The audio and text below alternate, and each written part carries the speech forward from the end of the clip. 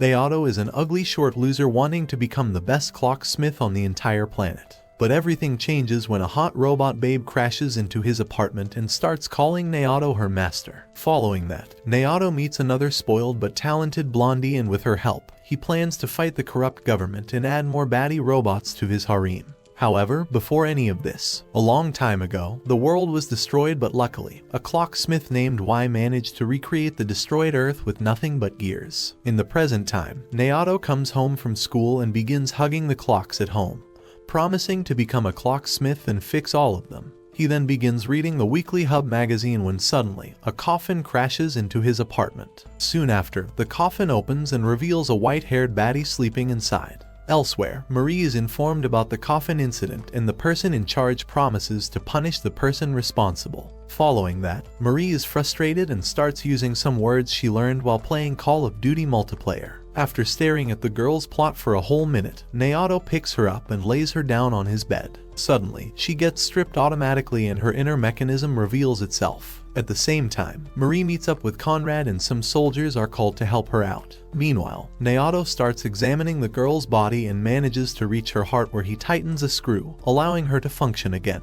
Just when he is done with the job, an earthquake destroys his building, but the girl wakes up and saves Naoto's life. She introduces herself as RyuZU from the initial Y series, mocking humanity's IQ, considering how long it took them to tighten a single screw, followed by her requesting Naoto to become her new master. Naoto instantly faints and later finds himself on RyuZu's thick thighs. Following that, she realizes that Naoto was able to fix her just by finding the error by the sound. She further mentions how she was able to sense how he was purposefully touching her plot during the repairs, calling him a creep. With that being said, RyuZU once again asks to become her master and wonders if she is not good enough for him. Naoto takes a deep breath and starts comparing the risks with benefits. Eventually, he decides to become her master and she replies by on his fingers, making his Excalibur rise. After the long enjoyable session, she swears to stay by his side. On the other hand, Marie is working with her team and thinks that the military might be hiding something. Her assistant asks Kurosawa to assist them with finding out the military's intentions. RyuZU and Naoto are on the streets after his apartment was destroyed, and she suggests staying at a love hotel, saying that no matter what kind of roleplay he is into, she will comply. Suddenly, some street thugs surround RyuZU and try hitting on her, but Naoto pushes his hand away. He then asks RyuZU to run away, but instead, she ends up beating the crap out of those thugs. Following that, the two of them take shelter in a normal hotel, and Naoto gets to rest on RyuZu's thighs once again. She wonders why Naoto is treating her like a human girl, not sure if he knows the truth about her. Elsewhere, Marie gets out of her room in a hurry, asking her assistant to put the team chiefs together. He suggests she cover up her non-existent talents, making her embarrassed. During the meeting, Marie talks about the gravity irregularity and mentions how it could cause the entire Kyoto grid to fall. Kurosawa says that it is a forced purge of the Kyoto grid, making everyone worried. Marie is on her way to the core tower and the soldiers assigned to her decide to accompany her. In the elevator, he starts making fun of Marie's Smurf-sized body, forcing her to tackle and hold him at gunpoint. She then asks him about the Kyoto grid purge scheduled to happen, and according to him, it'll happen in 20 hours. They are doing this because of an unprecedented anomaly and tell them the location of it. Elsewhere, Naoto wakes up in RyuZu's thighs, mentioning how there must be an anomaly, and RyuZu tells him the exact location is both the planet and she was made by Y during breakfast. He tells RyuZu about wanting to join the Meister Guild and work as a clockmaker. To start things off, Marie decides to inform the others about the purge, as the military is most likely their enemy at this point. She calls Kyoto Grid Communication and informs Conrad about everything. The employees start talking about how fixing the anomaly is impossible in such a short time. Marie suggests going to the barrel directly and Conrad agrees. With that being said, Marie with his assistant head to the barrel. Meanwhile, Naoto is on his way to school with RyuZu, who also takes admission in his school, and tells everyone that her rice cakes only belong to Naoto. Marie tells her assistant, Halter, to move quickly, and he replies that it takes some time as he isn't as flat as her. Eventually, they arrive at the barrel, but security is already waiting for them. Luckily, it'll only take her 40 seconds to fix the anomaly, and, in that time, Halter fights the security. Soon after, she manages to fix the anomaly and escapes with Halter. She then meets up with Conrad and talks about how they will need to check 520 million parts to narrow the problem down even more. Just then, they receive a message from the guild headquarters, advising them to withdraw. On her way back, Marie starts thinking that saving 20 million people in Kyoto might be impossible at this point. On the other hand, Naoto takes RyuZU to a clothing store and rizzes her up by pinning the robot down. Marie goes to talk to Guild Communications, who advise her to let it go and think of it as a regretful sacrifice. She tries putting a hole in his head, but Halter stops her. On their way back, she takes out her frustration by punching Halter with her Barbie-sized hands while he mentions that whatever happened isn't her fault. RyuZU buys some clothes to match Naoto's fetish, and on their way back, the two of them run into Marie, and she instantly recognizes RyuZU. Marie introduces herself to Naoto, who gets overly excited about her chrono compass. She then informs Naoto that RyuZU is the property of her family, asking him to return her. However, Naoto refuses, which results in Marie suggesting that they bury Naoto in a pigsty. Halter tells Marie to stop talking, and he notices RyuZu's blades pointed towards her. She tells Halter to put down her weapon, and he complies, making RyuZu withdraw her blades as well. Following that, Marie informs them about the purge, saying that RyuZu was awakened at this point in time because she is the guardian of the planet. RyuZu mentions that Marie's ostrich-sized brain is pretty much off the mark. Furthermore, just when she is about to suggest Naoto fix the anomaly, he takes her away. Suddenly, an earthquake strikes the city and Marie runs to Naoto, noticing his noise-canceling headphones, and wondering how he can even have a conversation with them. Following that, Naoto manages to pinpoint the location of the anomaly, and RyuZu mentions how it was Naoto who fixed her. This results in Marie asking for Naoto's help in fixing the anomaly, but at first, he refuses. RyuZu mentions that she has a little sister on the lower level of that tower. Hearing this statement bricks up the lolicon, and Naoto agrees to help her instantly. With that being said, the four of them make their way down the tower,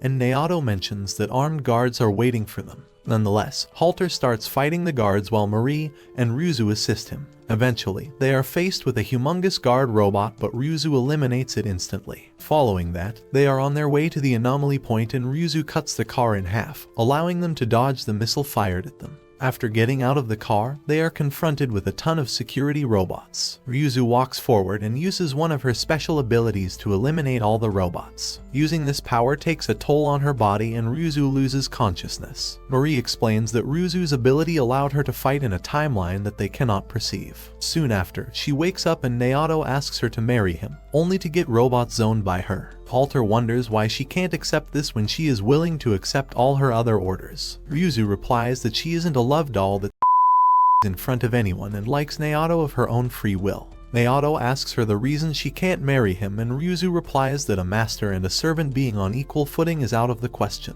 He then hears her heart and asks her to nod for yes and shake her head for no. Following that, Naoto asks RyuZu if she really loves him, and she nods her head, making the maiden less loser so glad to be alive. Eventually, Naoto and the others meet up with Conrad, and he gets excited seeing all the gears in front of him. RyuZu wonders if all he said about her beautiful plot was just a lie, and he likes the working of these gears more, and Naoto reassures her that she is more alluring than anything else. Following that, Marie formally introduces Naoto, saying that he is the only hope they have. Currently, they only have 4 hours left, and Conrad agrees to follow Marie's lead. Naoto then takes off his headphones and starts listening to the gears, managing to find the faulty ones. He then informs Marie about the 18 faulty gears he found. She then orders the employees to get to work, and slowly, they start fixing the faults. Ultimately, the last one is where humans can't go, so Marie asks RyuZu's help. She agrees and manages to fix it without any difficulty. Naoto then takes them to the next faulty part, and Marie starts climbing towards it.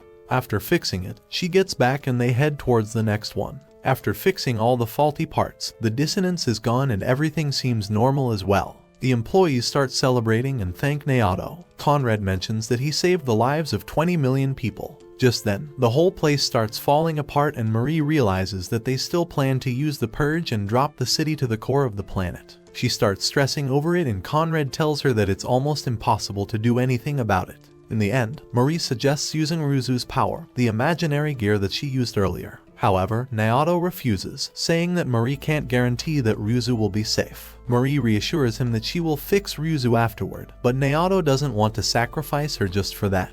In the end, RyuZu puts her faith in Naoto that he will be able to fix her and stabs herself, giving him her heart. Elsewhere, Lemon's orders to commence the purge, but something starts pushing the city back up. Marie tells Naoto that the imaginary gear can only hold the city for 30 minutes, but it'll be enough for her to fix things. Naoto suddenly hears a lot of sounds approaching. It turns out to be a ton of guard robots, and Halter decides to take care of them. Surprisingly, Conrad joins Halter in the fight and makes gears to crush the robots. Meanwhile, Naoto instructs Marie how to fix the system, and Lemons freaks out over his plan not working. As soon as Marie manages to take control, Naoto pulls RyuZu's heart out of the system and Marie starts fixing her. Naoto begins helping as well, resulting in RyuZu eventually waking up again. The two of them greet each other with a hug, and RyuZu thinks that her meeting Naoto must be fate. Naoto is furious about not meeting RyuZu's hot little sister when Marie appears, wanting Naoto's help with saving the world once again. Apparently, there are countless cities on the planet that are being torn apart by seedy conspiracies. Their job is to repair them, and Naoto questions why he needs to help with that. Marie agrees to look for RyuZu's little sister, Anker, but Naoto doesn't want to get manipulated again. Elsewhere, the guards on duty notice a robot that starts attacking them. Two of the guards lose their lives while the last one loses one of his legs and arms. The humanoid robot, which is supposedly Anker, walks towards the last guard and eliminates him as well. 1 week after avoiding the purge, Lemons is forced to apologize in front of everyone. Marie makes fun of him and then spends some time with her bodyguard, Halter. Furthermore, she starts teasing Halter by calling him her stepbrother. On the other hand, RyuZu is helping Naoto with his studies when Marie appears out of nowhere and starts confronting Naoto for doing the deed with a literal robot until RyuZu stops her. Following that, Marie informs them about wanting to trace a shortwave radio transmission. Turns out Naoto also heard a weird sound generated by it, and it came from above, around 88 degrees. The bookworm gets to work and finds the area of origin that seems to be an industrial complex. Naoto then asks what the transmission even says, but Marie refuses to answer. RyuZu forces him to inform them, and Halter eventually answers that the transmission was about some desperate creep wanting to get inside some girl's extra small-sized pants. Marie mentions that they are most likely talking about them as she has faked her demise. Halter tells Naoto that there is a beach around the industrial complex and he might get to see RyuZu's plot in her swimsuit. With that being said, the four of them head over to the beach, and while Marie enjoys tanning herself, Naoto takes a bunch of RyuZu's photos in a swimsuit, planning to rub one out later. Accidentally, Naoto falls on top of RyuZu but is too much of a loser to do anything. He panics and falls into the ocean. Luckily, RyuZu manages to save him, and just when she is about to give him a mouth-to-mouth, Marie pushes her aside and slaps Naoto to wake him up. At night, they all walk around the town and notice how it is practically a ghost town. Furthermore, the clock tower isn't working as it is needed for a city to work as well. Naoto wonders if Anker could be present in this town, and in RyuZu's head, it makes sense, as there is something so important that it warranted the use of illegal radio waves to transmit a message. With that being said, the four of them enter a nearby factory and go to the lowest level, noticing the aftermath of a battle. They then enter a hole which leads them to a weapon of mass destruction. Naoto mentions that all of the clock tower's parts have been used to construct that weapon. This makes Marie furious, and she decides to tear it down when suddenly, Anker makes an appearance. RyuZu recognizes her and starts mocking her fashion sense. Meanwhile, Anker sees them as a threat and gets ready for battle, followed by an attack without any warning. Luckily, they manage to dodge the attack, and RyuZu gives Anker one last chance to explain herself. However, she keeps on attacking, and Naoto manages to hear Anker's inner voice, which is begging RyuZu to eliminate her. Nonetheless, they all try fighting Anker, and she pulls out a giant weapon out of nowhere. The fight continues, and none of their attacks damage Anker in any way.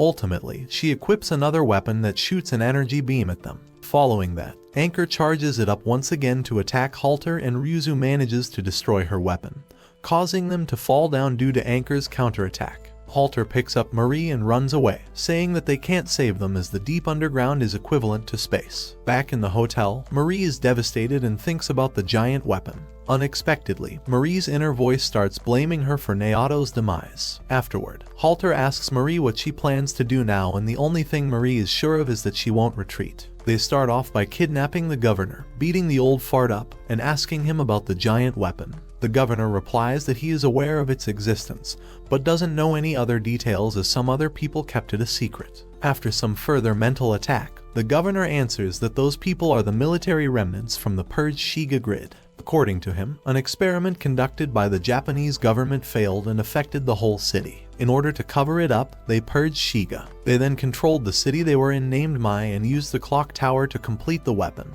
Marie asks why he didn't go public with all this information, and the governor replies that if he did, Mai would have been sunk as well. After Marie tells him that the weapon is ready to be activated, the governor seems shocked and starts laughing, saying that Marie is the reason behind it. Elsewhere, the weapon fully activates and the governor mentions how the government needs to show the weapon as a clear enemy in order to gain the credibility that they lost when Marie exposed them. The governor further mocks Marie, calling her a wannabe little shit of a hero. On their way back, Halter tells Marie that she doesn't have to feel bad as the people from the government are the real bad guys. But at this point, Marie doesn't know what to do. Before this, she was with Naoto and felt like she could fix anything. Suddenly, both Naoto and RyuZU came out of a manhole in front of Marie. This makes her stand up and kick Naoto in the face. Back at the hotel, Naoto explains that there was another layer of the floor beneath it where they found a lonely geezer who turned on an elevator for them. Currently, they are informed by Conrad that the weapon along with Anker is headed to Tokyo. Halter mentions that Tokyo has gathered its own army. Naoto says that his only goal is to save Anker, which results in him and Marie arguing with each other. With that being said, they all head to Tokyo. After reaching Tokyo, Naoto talks to all the civilians, saying that he will be intruding on their lives. With that being said, the Tokyo Tower starts freezing, making everyone panic. Earlier, Marie suggested that they go to Tokyo, take over a district, and chase away the residents. Then, they can have the army clash in the empty city. Back in the present, she is using her power to make sure that the plan is a success, and RyuZU confirms the sortie of the Tokyo army. Marie asks Conrad to control the city according to Naoto's instructions, thanking them for all the help.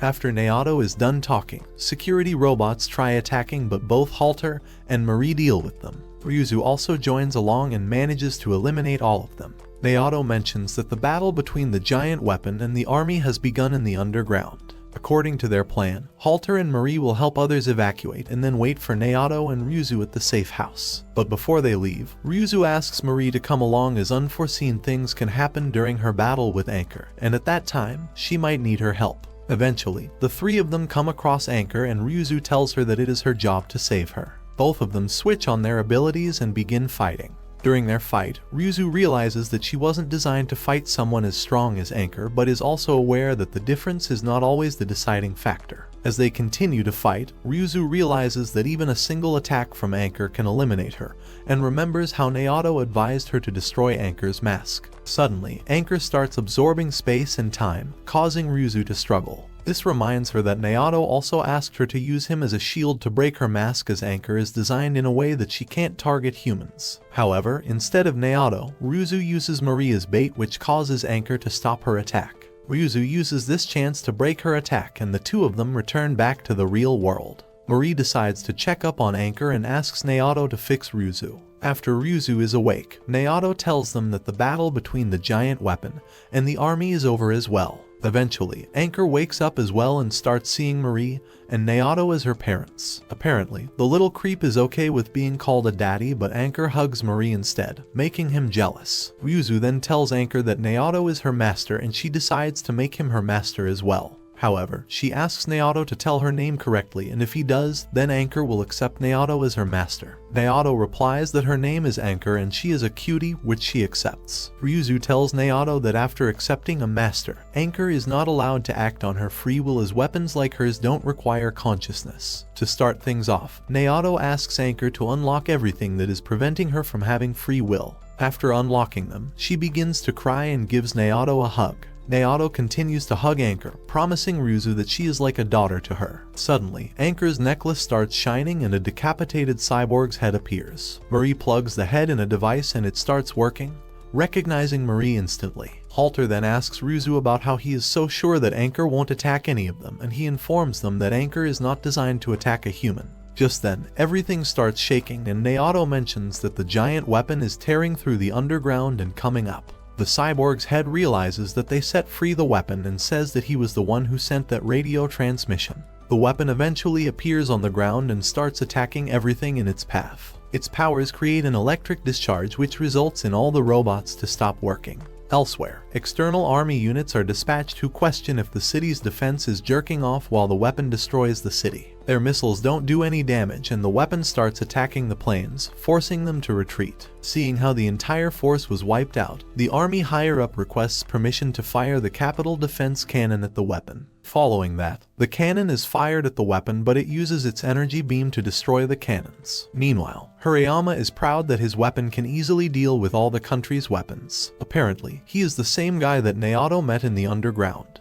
He told them that when Y made the planet, many scientists sacrificed their lives and he was one of them. Hariyama then asked Naoto if he has ever wanted to give up on the planet when all it does is breed doubt and keep obstructing the path of humanity. But Naoto replied that he would never lose hope. Back in the present, Naoto wakes up and Marie tells him that everything has been destroyed. That powerful electromagnetic pulse magnetized everything, making it impossible for magnetized gear to function properly. Naoto then notices RyuZU's heart bright red due to the heat coming out. On the other hand, Yu is informing all the nation leaders about the weapon and they start arguing about possible ways to deal with it, including purging. Yu then informs them about the weapon working on electromagnetic technology, wondering why something like that is even in the country. Something of that level should be impossible to make unless the whole nation is behind it. At the same time, Naoto yells at Marie to somehow fix RyuZU, but she replies that everything is broken, and they can't even get out of the room they are in.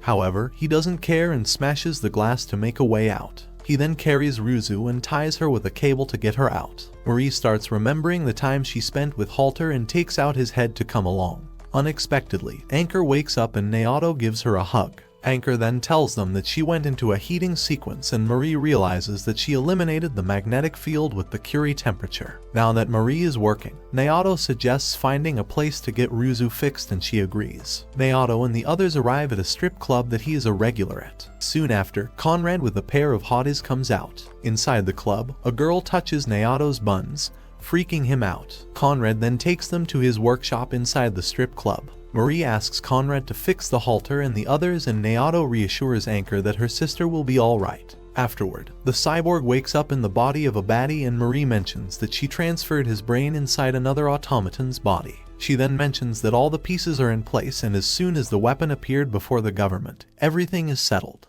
Elsewhere, government officials are planning to use the tall wand, which is a weapon of mass destruction. It is capable of destroying a city or two. However, the army general argues that the government doesn't want to take responsibility, and mentions that the army will take care of it, resulting in them arguing. The cyborg tells Marie that their plan is for the army and the government will destroy each other themselves. Naoto mentions that the weapon uses a lot of generators to charge its energy and will need 66.5 hours to move again.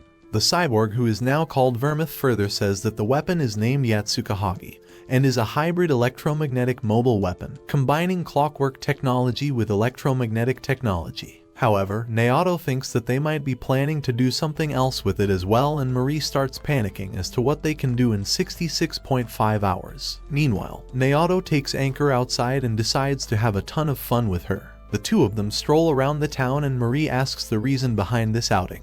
Naoto replies that he will make all Anker's wishes come true. He then takes Anker shopping and buys her a ton of stuff. Elsewhere, Marie is thinking about the current problem when Anker appears, giving her a gift that she won from a vending machine. Anker notices that Marie looks frustrated and asks her permission to let her help. Marie orders her to destroy Yatsukahagi. Just then, Naoto arrives, who seems to be struggling. He mentions that his headphones gave up on him a while ago and promises to take revenge on the people who made RyuZU suffer. Following that, Anker accidentally mentions her wanting to help Marie by destroying Yatsukahagi. This makes Naoto furious and he starts yelling at Marie for being arrogant. This results in Marie going back to the workshop and starting to work on RyuZU. Soon after, Naoto returns back to the workshop and Marie asks how he was able to fix RyuZU. He replies that it was just by feeling the sounds and can't give her a proper answer. He then asks Marie if the pillars of heaven are the center of all the grids in Japan. With that being said, they all make their way outside and his plan is to show himself the villain and take responsibility for everything.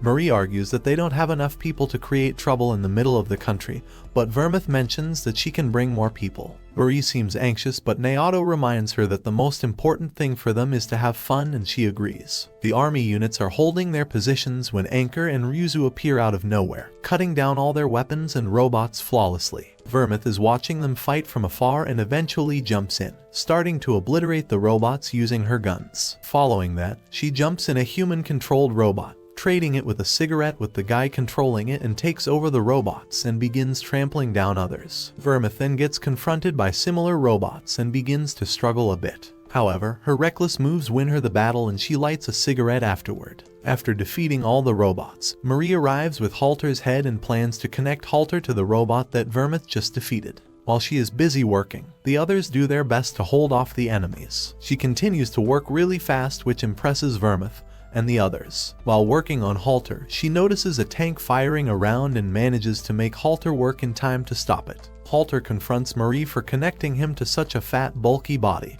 and mentions that he was enjoying a good night's sleep while he was disconnected. Following that, Naoto asks Halter to destroy all the remaining robots in 38 seconds, and as he starts, they realize he won't need 38 seconds. Later that day, Naoto's villain personality appears in front of everyone, mocking the army for being weaklings and commenting on how the entire multiple grids of Tokyo will be going into the abyss. He then introduces Hauko, who tells everyone that these villains have taken control of the facility that governs Tokyo as well as the country's core towers. She advises them to evacuate the capital area. Elsewhere, Harayama notices that the villains have claimed responsibility for the crimes he committed, wondering the reason behind it. Conrad informs Marie about the government using a tall wand while Naoto enjoys lying on RyuZu's thick thighs. Anker also joins and lays down on Naoto's belly, giving the loser boy ultimate pleasure. Marie realizes that if they take down Yatsukahagi, then the government won't use a tall wand. While she is working, Hauko arrives and tells Naoto that the two of them met at a university in Europe.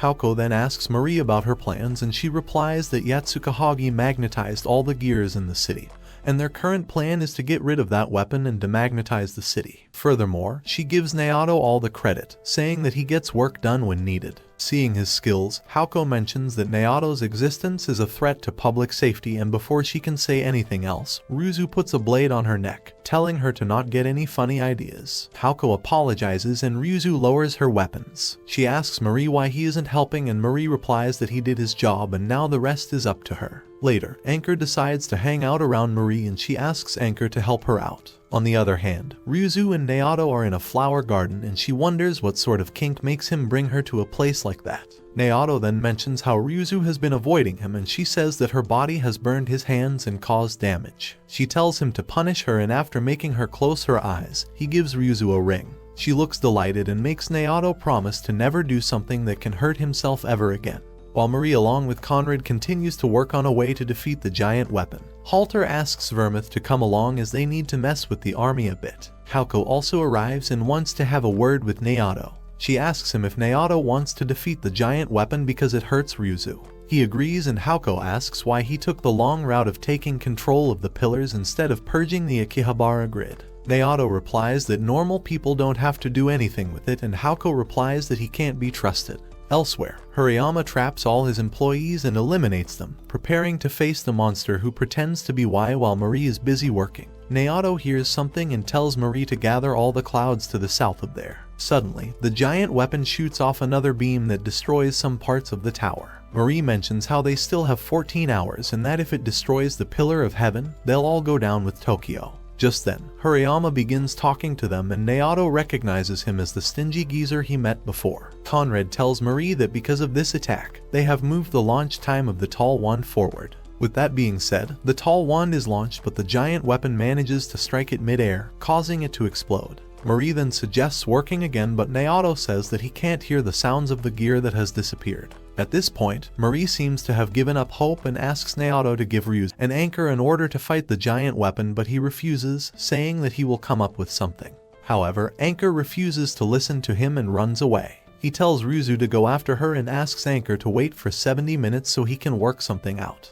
After RyuZu leaves, Naoto starts motivating Marie, saying that she is the only one who never thinks that something is impossible. Furthermore, she is the one who made her random powers so useful. He asks her to not give up now and to make use of her talent. This makes Marie tear up, but instead of hugging him, she slaps the hell out of Naoto, followed by her slamming him onto the ground. She then tells Conrad that she and Naoto can cook something up. Elsewhere, Anker asks RyuZU not to stop her, but all RyuZU says is to believe in her parents. Meanwhile, Marie says that the original clocksmith technology is wrong and tells Naoto to find the answer by analyzing things in his head and locating each problem by the sound of it until everything is done. Following that, she asks Naoto to tell her everything he heard at the Pillar of Heaven, and she will memorize everything and make it her own way. With that being said, the two of them jack themselves onto the Pillar of Heaven and begin fixing it. On the other hand, Anker hands over her teddy bear to RyuZU. She asks Anker to promise that she'll be back, but Anker doesn't say anything and jumps off the building to fight the great weapon. Anker begins to transform while flying towards the giant weapon, while Hariyama wants Y to learn how heavy the crime of twisting the world really was. Meanwhile, Naoto and Marie continue to fix the Pillars of Heaven, resulting in the creation of brand new gears. Anker fires an energy beam at the giant weapon, but it doesn't do much damage. She continues to strike its body while both Vermouth and Halter are working hard to keep the army units at bay. Eventually, Anker manages to break through and gets inside the giant weapon. All the electromagnetic technology makes her struggle, and she tries breaking the inner parts of that weapon and manages to destroy some of them. At the same time, the army manages to attack the pillar, and Halter mentions that the tower starts falling off. However, both Naoto and Marie continue despite the setbacks. Suddenly, the Hariyama starts blabbering and Marie tells him to quit yapping, saying that they will never lose hope. On the other hand, the giant weapon charges another beam but fails to shoot it. Turns out the charge has decreased because Anker destroyed the internal mechanism. She begins to feel unbearable pain but continues to destroy it and ends up losing one of his hands. Nonetheless, she continues to break through all the parts and ends up losing her transformed form. Just then, Hariyama shoots Anker and says that humans have won. Anker realizes that her time has come, and soon after, Hariyama shoots another bullet. Luckily, RyuZU stops it and cuts Hariyama's arm. He mentions that the giant weapon will be able to shoot after some time, but it doesn't matter to RyuZU because Naoto already removed the magnetization, allowing her to destroy the giant weapon. Eventually, Marie and Naoto manage to create a new Pillar of Heaven, and now they have to find a way out. Naoto and Marie realize that they have to create an updraft using weather, and he jumps off. The others also go behind him, including Marie, after saying her goodbyes to Hauko. At the same time, RyuZU takes Anker and escapes, making Hariyama lose his life along with the weapon he constructed. The updraft helps the other escape and take Anker to the workshop. Naoto realizes that he and Marie can fix her. She then begins to apologize for disobeying Naoto, but he tells her to be proud of herself. Marie then pushes Naoto aside and compliments Anker, saying that she is really worried. Later that day, Yu brings the requested yacht to Marie and sees Halter back in his original body. After escaping the country and cruising in the ocean, Anker is finally repaired and Marie gives her a hug. Furthermore, she decides to fix the remaining problems on her own, which results in Naoto arguing with her as he wants to be the one who fixes her. Marie mentions that she won't leave a cutie like her alone with a puberty-struck creep like him. They end up leaving the decision to Anker, who wants the two of them to work together. Just then, Vermouth informs them about a fleet heading their way, and Naoto decides to blow them up and take over the battleship. The series concludes with them getting ready to fight the fleet and take over their ships. This was all about the clocksmiths. Do you think Naoto might end up marrying RyuZU for real? Comment gears below if you enjoyed the show. Make sure to like and subscribe. See you guys in the next video.